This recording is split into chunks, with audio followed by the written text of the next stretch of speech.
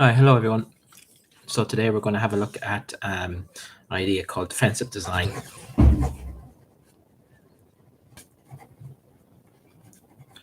Okay, this defensive design is something that's become more, I suppose, ubiquitous, for want of a better word, in the design cycle of any form of technology, whether software, hardware, whatever it is. So I'm going to go through a couple of kind of ideas around it and just see where you take it. Now, it is one of those buzzwords that a lot of people come up with, but in its most basic sense, okay, it tries to take out the most unpredictable element of any design scenario, which is the person, okay? Defense design, what it does is it anticipates every possible way that an end user could screw up, misuse a system or a device. Okay, and during the process of design, well, no matter what method of design you're using, user-centered design, you put in methods, you put in particular things into the design of the artifact or of the software to eliminate this type of misuse. Okay, obviously it's not it's not possible to totally eliminate every possible thing that someone could do, but if you can identify the main things that can go wrong and you fix them, you decrease the likelihood of being a negative consequence from using the software. You'll know if it's not been good if the program crashes when someone uses it, the program behaves in an unintended fashion if somebody uses it, the security has been compromised in a way. So what we look at is different design kind of strategies that you can build into your project in order to negate the fact that humans are using it. So that's the best way of thinking about it. Okay.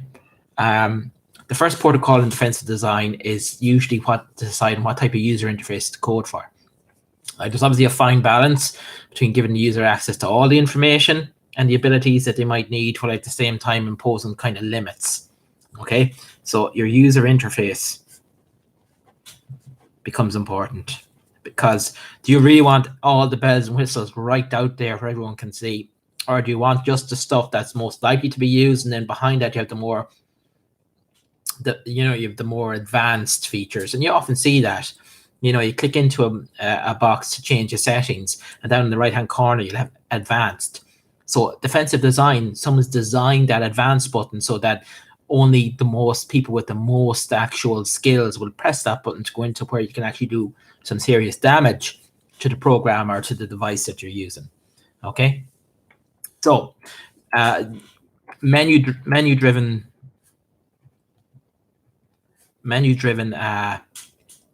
user interfaces limit the user, because they have to actually go further down into the menu, into sub menus, to find stuff that's going to do more damage. You think yourself to something like your Sky interface, or your Netflix interface, or your Amazon Prime interface. Most of the stuff you see is just the clicky bits. Okay, you actually have to go very far into it to actually go and press the little button for settings, to get further in where you might change something that can be unchangeable or hard to change back. Okay, so menus are a very handy little thing, especially on touch screen devices. Menus and menu buttons can be very, very handy, because they'll steer people towards what they need to do, and then steer people away from changing settings, changing things that they might not know how to unchange after the fact.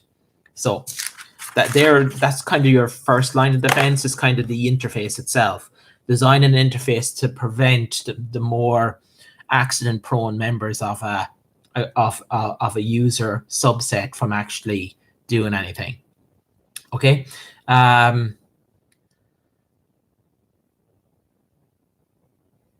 Widgets, I suppose, are another thing.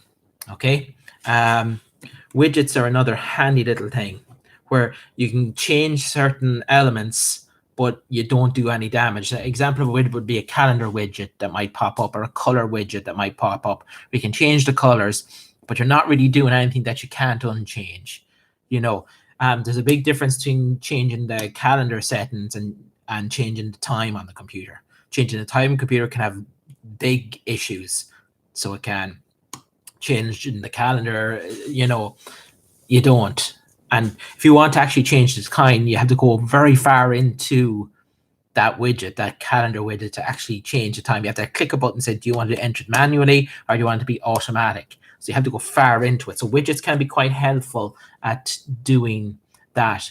Another example of a defensive design is I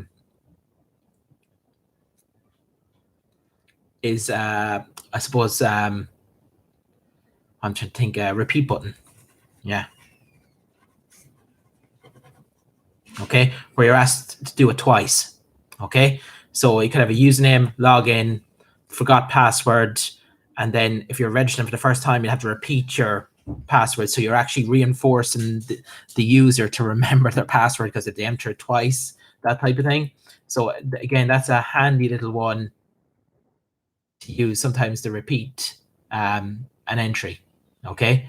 The other one, I suppose, that you're trying to get with a repeat button or repeat entry is that, you know, there's a tendency now on websites that the Google or the whatever will store your password for you. So you don't have to repeat this. And of course, that's going to create a massive security issue. So while it's very handy not having to log into your different social medias all the time, that they're just always there, they're always on, they're always live, you can see why it wouldn't be a very good kind of idea to kind of think about it. Input boxes are the same idea, okay? Same idea with an input box. Okay, you're forcing the user to enter some piece of paper or some piece of before they can go any further into that kind of idea of it. So that would be another one I would see as a good defensive design.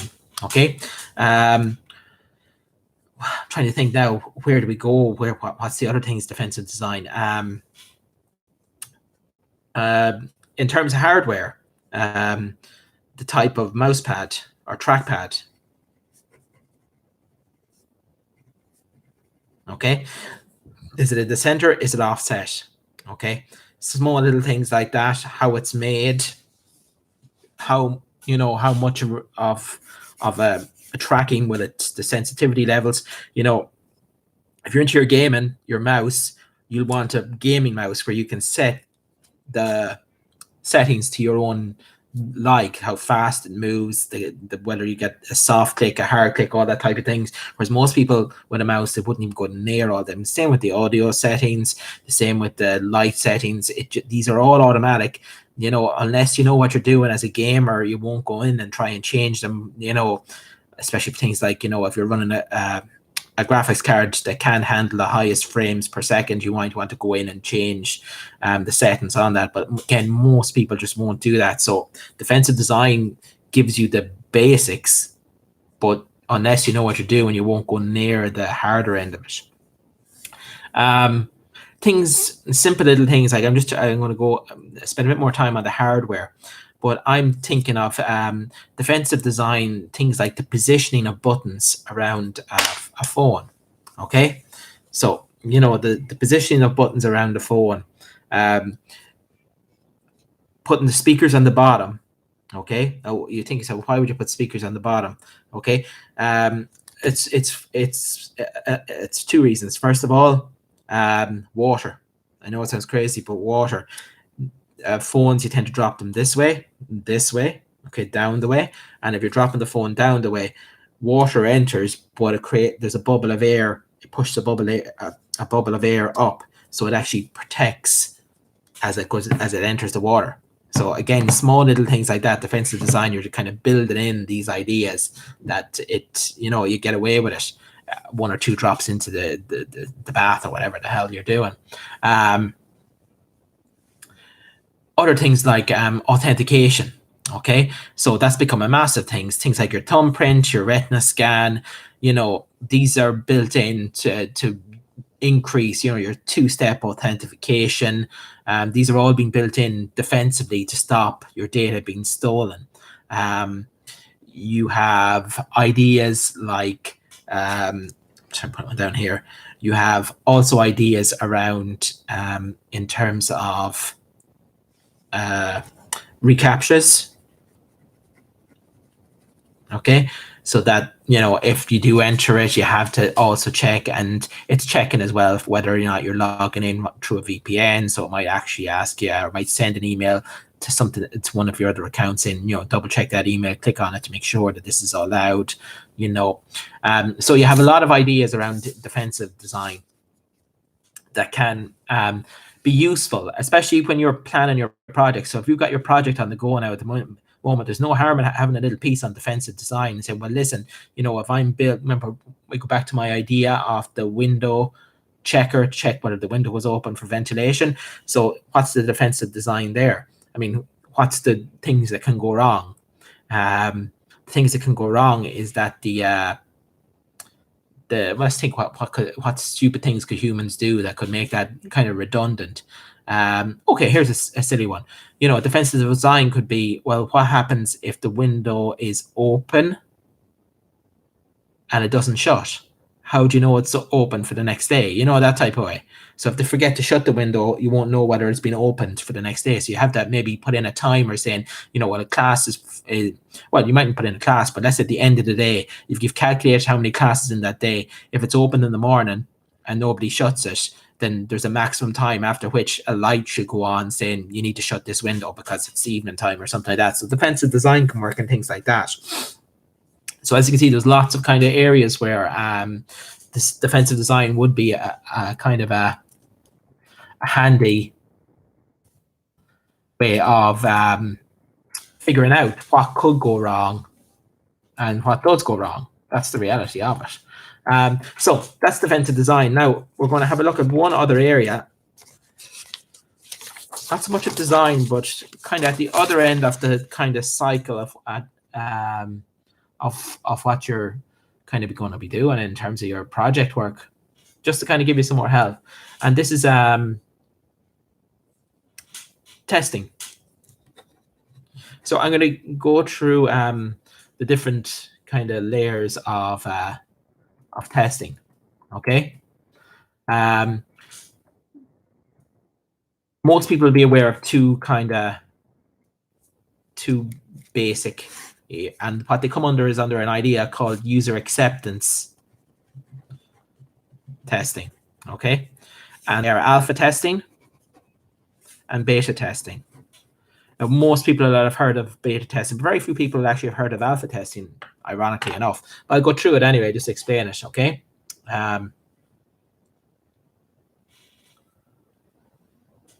Now, alpha testing and beta testing are exactly the same, except for one crucial difference. In alpha testing, it's tested in-house, okay? So it's tested by the programmers, it's tested by other people in the organization. Beta testing, take a subsample of the users. Okay, it's obviously the final test before it's directly shipped to wherever. Okay, and the idea being that in the alpha testing, it's done out in the early stages, near the end of the development of the software. Okay, the main focus is to simulate real users. Okay, so how does it simulate real users? Okay, so it uses a concept called black and white boxes. Okay, now black and white boxing, again, it's probably something you've never heard of, but again, I'll go through which. So let me explain black box and white box. Okay. These tend to happen at the very early stages. Okay. Black box testing is where you test the software. Okay. So you test the software and you test the code.